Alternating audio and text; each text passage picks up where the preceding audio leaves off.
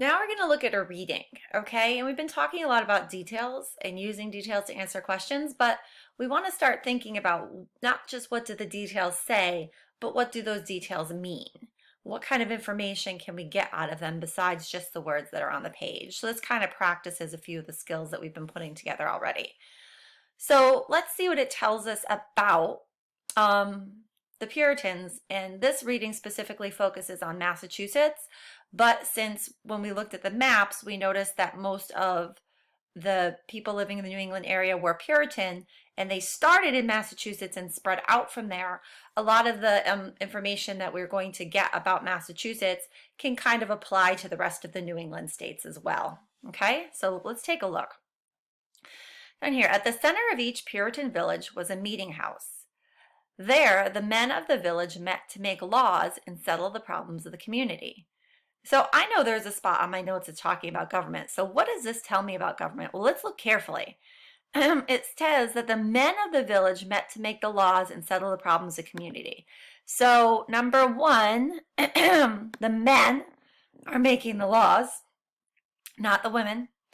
And they met to make the laws. So this kind of makes me think back to when we talked about the Mayflower Compact, how they agreed to get together and to vote on the laws.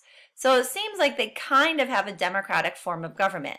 The men in the community get together to decide on the laws. So that tells me a little bit about what their government was like. So let's move on and see what the next sentence says.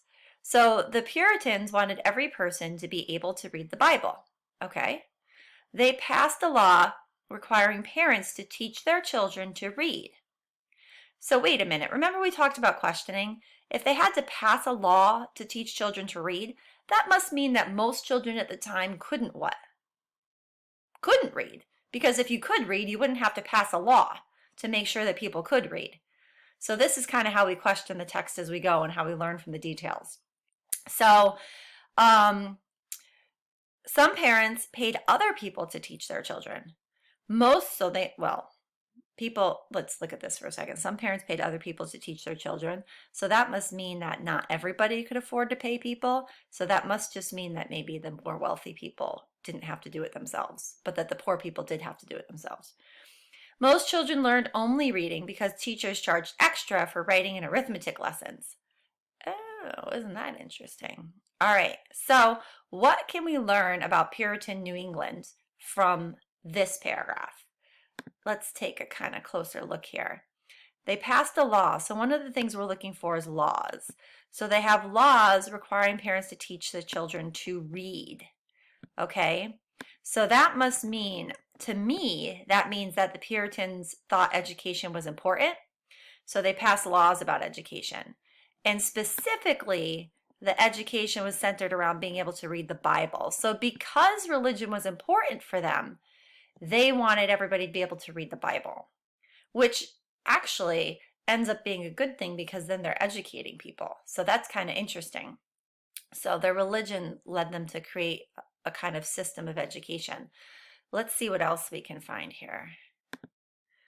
Another law was passed stating that every village of 50 families or more must have a school.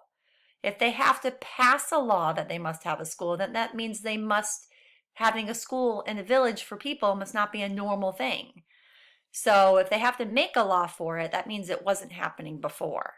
So, every village of 50 families or more must have a school where children would learn reading, writing, and arithmetic. Oh, remember when up here it said that arithmetic and writing were extra?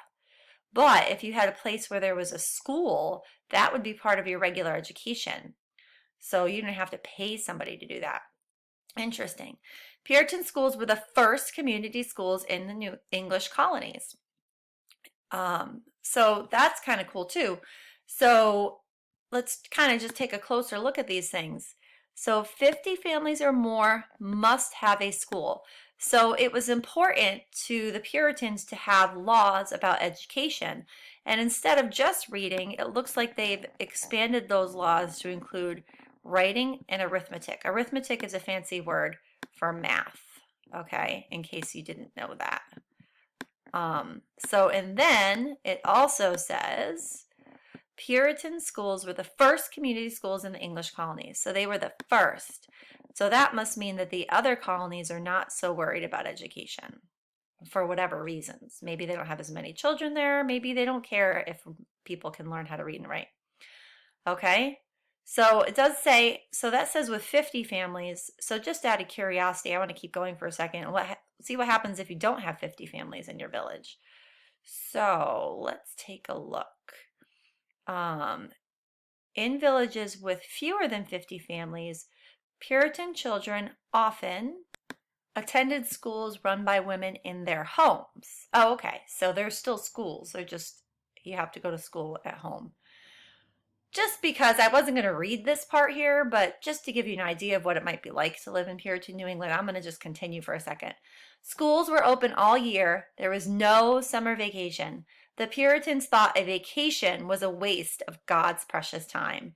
They believed that working hard was a way to please God.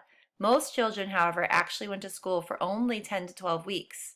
At other times, they were needed to work at home or in the fields.